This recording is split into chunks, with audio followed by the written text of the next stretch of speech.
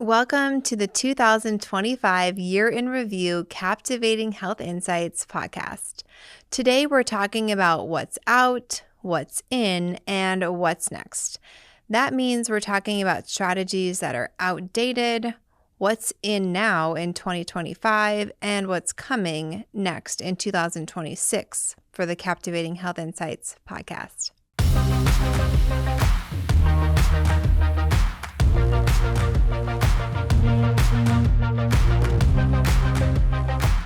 I want to start with a quick thank you and shout out to our listeners and guests as we kicked off season 1 of the podcast this year.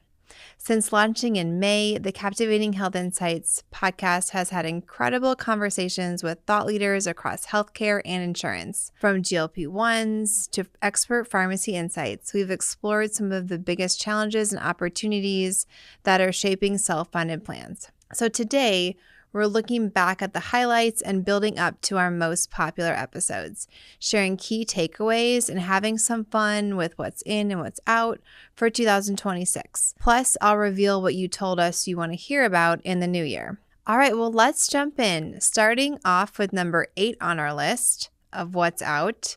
What's out is hoping that big claims won't happen.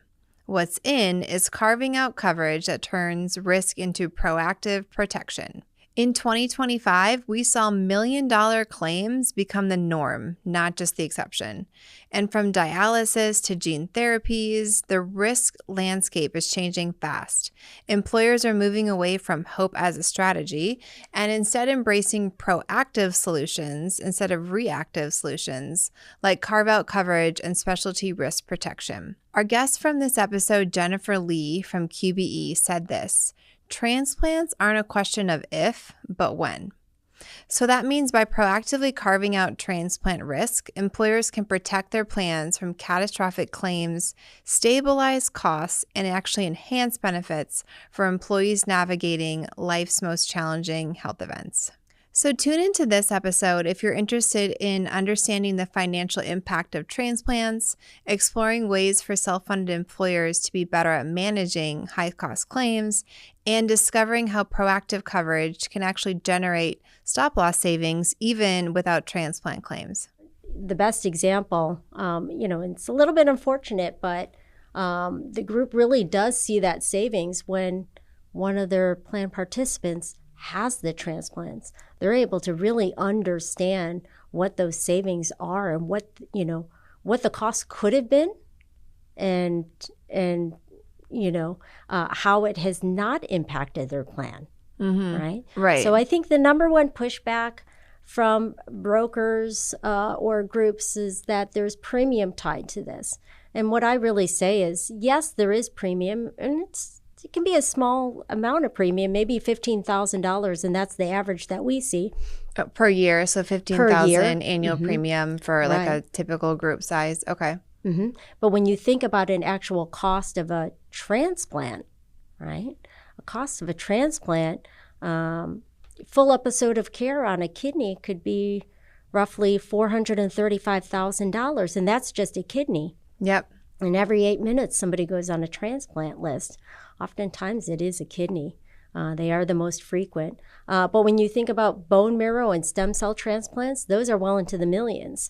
So sure, even though there might be some cost savings solutions out there today, for a small amount of premium, you're getting a lot of coverage. Mm-hmm. And again, the underwriter is always going to see that and look at the group differently because of that risk transfer.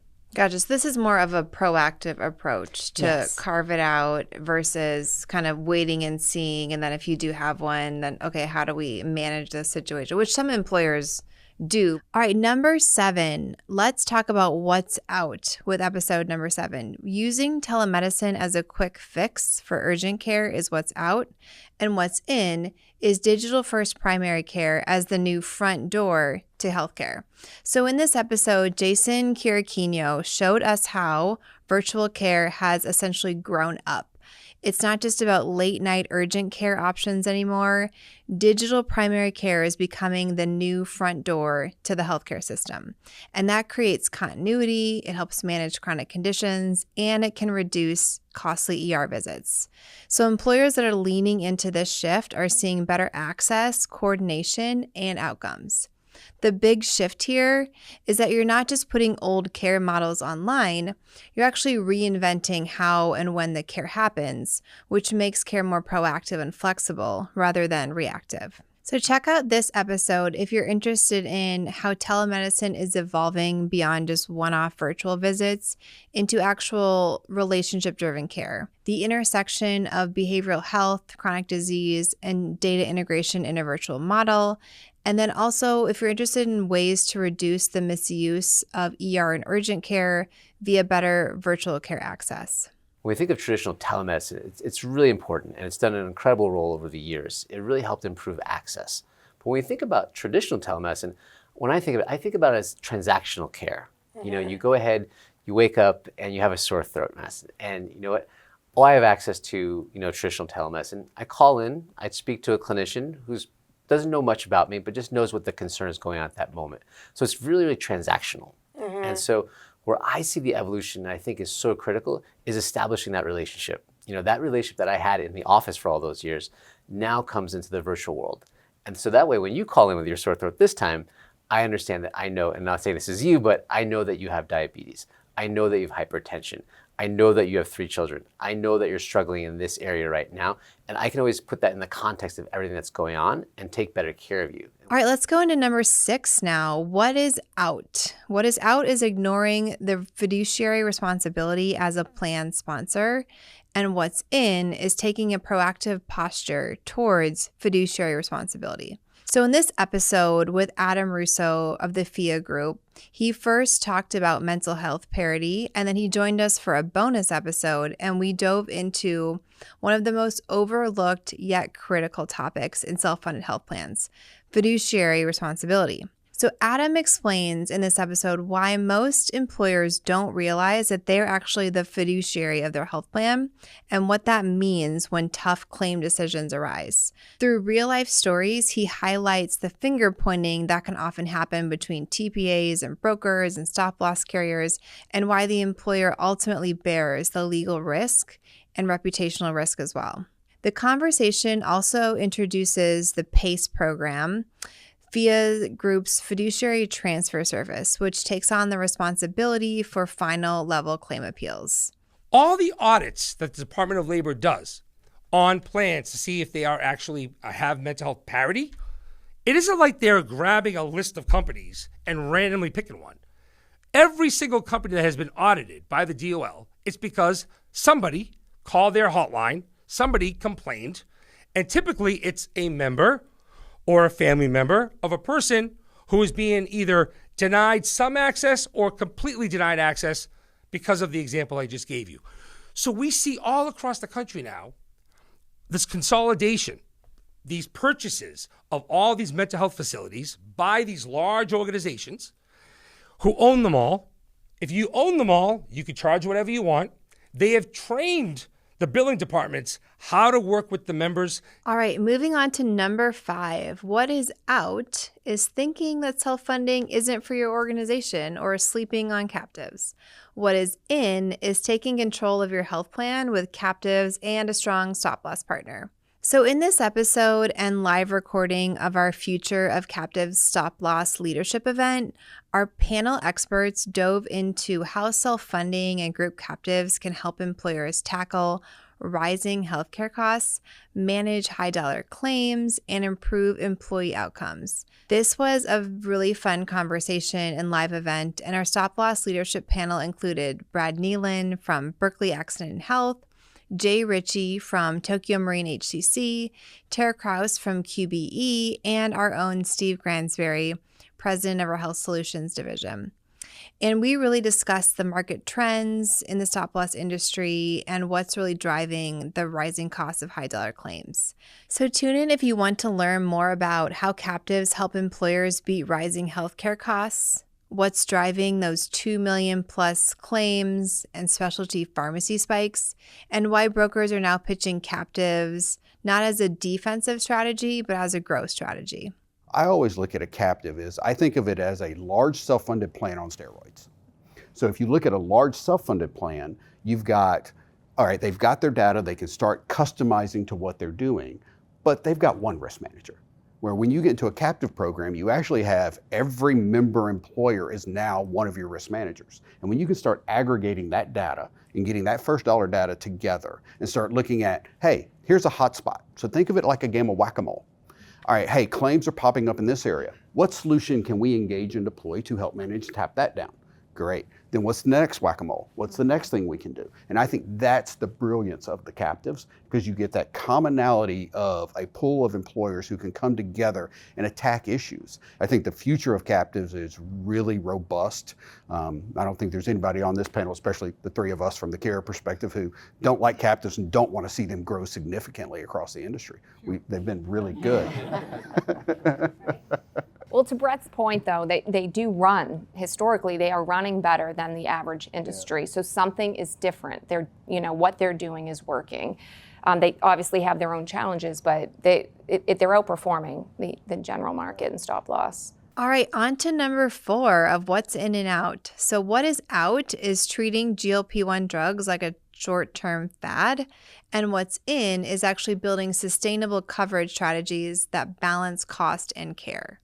So we've all seen the headlines and the hype around GLP-1 drugs, but what started as a trend has actually turned into a long-term reality, especially given the recent research that's uncovered that potential uses of GLP-1s extend also to other conditions. The conversation is no longer should we cover them, but if we do, how do we cover them responsibly? In this episode, we learned that more employers are now tying GLP-1 coverage to comprehensive obesity and metabolic health programs, and they're looking at outcomes, not just scripts filled. Our guests, Brenda Navin of Launch My Health and Kelly Rawlings of Vita Health, share how this shift is about sustainability and balancing cost containment with real care improvements for employees. So check out this episode if you want to understand the realities and the myths behind GLP-1s like Ozempic and Wegovy, know how employers can manage the cost curve of supporting the health of their employees, and gain insight into the future of obesity and metabolic health management. If I could say one thing to somebody who's on a GLP-1, if you are on it, make sure you're doing the lifestyle, do the work on yourself, your mind, body, and spirit, and change your lifestyle to become more healthy so that you can get off the medication if that's right for you, so that you really mitigate the amount of muscle that you lose and you maintain muscle, maybe even start building. You should be lifting weights. You should be eating a very nutritious diet and focusing on protein. Those are key if you're going to be on a GLP-1. In my opinion, they should not be prescribed unless a person is willing to do those things. But they're not, they're which essential. is kind of the scary part. They're essential. I think that's what we worry about. We worry about everybody getting so excited about the results they're seeing, whether that's on social media or in published literature at academic, research committee meetings. So they're getting very excited about the results. Everybody's very pleased about the fact that we see, less progression to type 2 diabetes. All right, we're moving into our top 3 popular episodes, our most listened to episodes. And number 3, what's out? Wellness programs as one-off perks. So what's in instead is a data-driven focus on holistic employee health and workplace culture. The days of gym discounts and step challenges as standalone wellness programs are far behind us. Today, innovative employers are connecting the dots between physical, mental, and financial well-being, and they're tying it all back to workplace culture. So it's really about leveraging data and identifying real needs and designing strategies that can reduce burnout, improve retention, and lower costs. Wellness isn't a perk anymore. It's really part of a business strategy. Dr. Claire Musselman shared that supporting the health and well-being of your people is a business strategy. Leaders who understand their people and turn culture, data, and habits into strategic levers will see stronger, healthier organizations. This underscores the idea that prioritizing employee health isn't just about a wellness initiative, but a strategic business decision. Watch this episode if you're interested in learning how to leverage workplace data to identify and address potential health issues, and exploring strategies to ensure that employees fully utilize their health benefits, and lastly, to discover how aligning various health-related programs can enhance overall employee well-being and organizational success. We have some common pitfalls that a lot of people fall into, where we want to tell people the what we want from them. We want you to eat better. We want you to move more. We want you to sleep better. Congratulations. Awesome. That's not the way the brain is going to receive the information. People don't care. That's great. But that's not how you're going to actually get change management. We have to actually see it in a couple of constructs. One, the way that we articulate messaging around this has to be tied into something that's going to be purposeful, meaningful, and get people, get some teeth. So having stories behind this stuff can be really powerful. Like Claire, I can give you one, so I'll give you a fun one. So I quit drinking alcohol. I lost 85 pounds. That's a big one, all right? And so then what else happens as a result of that? Well, I move more. I eat better. There's a lot of things that come from that. So if you've got people in your company that have actually had experiences about any of the health initiatives that you're going to be implementing, or even if it's family members, having a real life story helps illustrate this for someone else so that they can see it. The other thing that we've got to think about is the brain does better when it is understanding things from a feeling capacity. So if we start with, why does this matter? What is the purpose behind this? What's in it for me? And we start with the why, and then we move into the how we're going to get there, and then we get into the what you actually want to get out of this.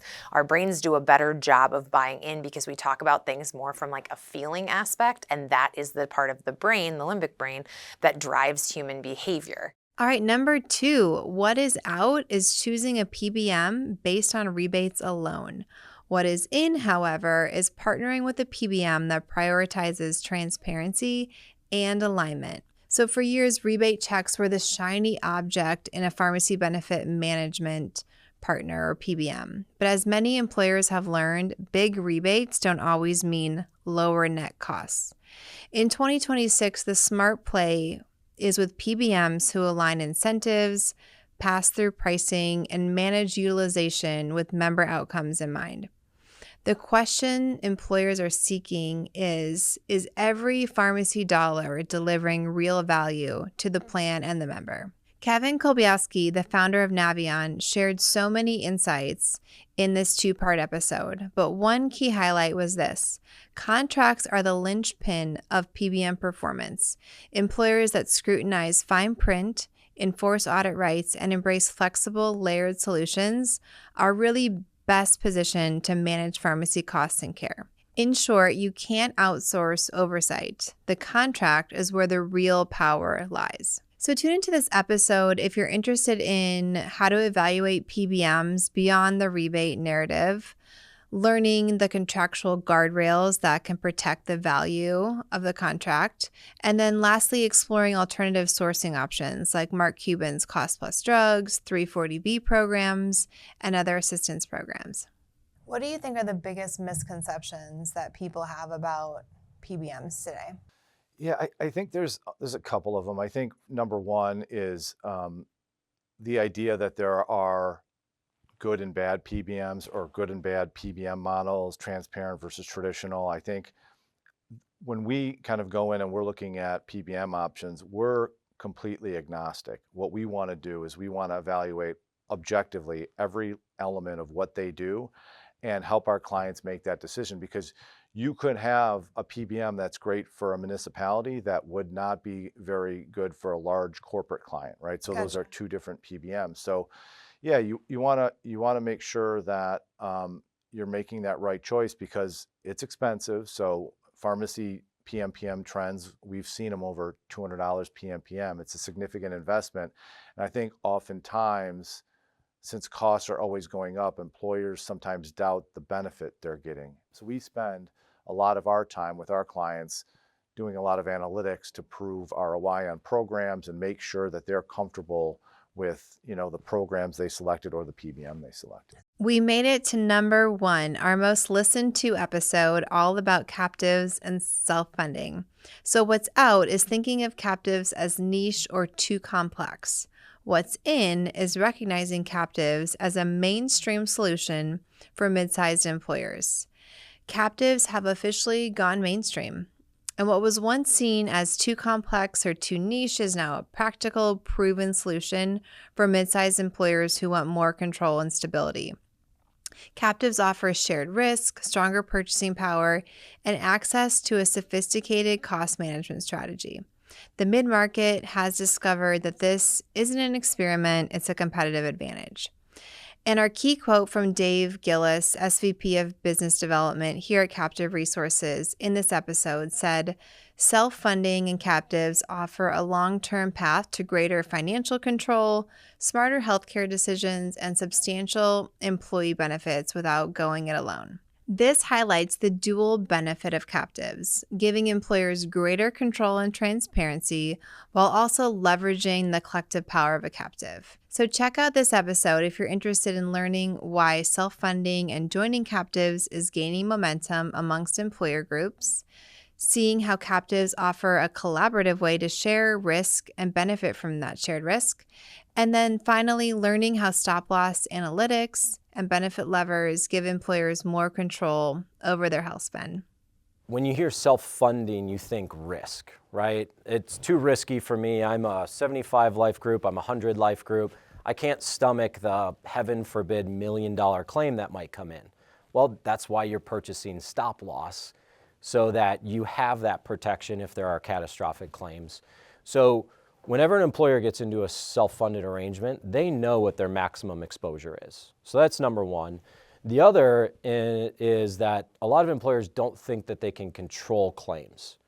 And you can't necessarily control somebody that gets cancer or things like that, but there are ways that you can mitigate the cost of those claims once they actually hit the plan, right? So you could potentially turn $1 into 50 cents, or turn, a $100,000 claim into $50,000 claim, which, those things all add up over time. All right, well, that is what's out, what's in, and here is what's next.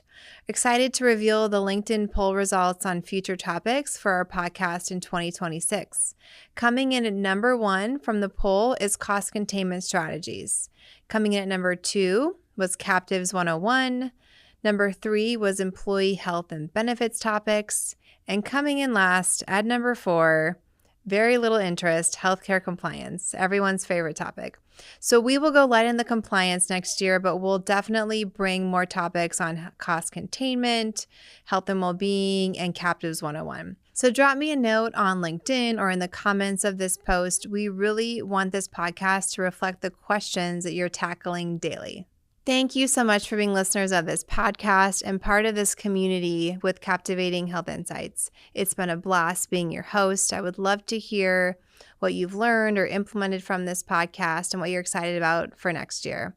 So with that, I will see you next season. Thank you.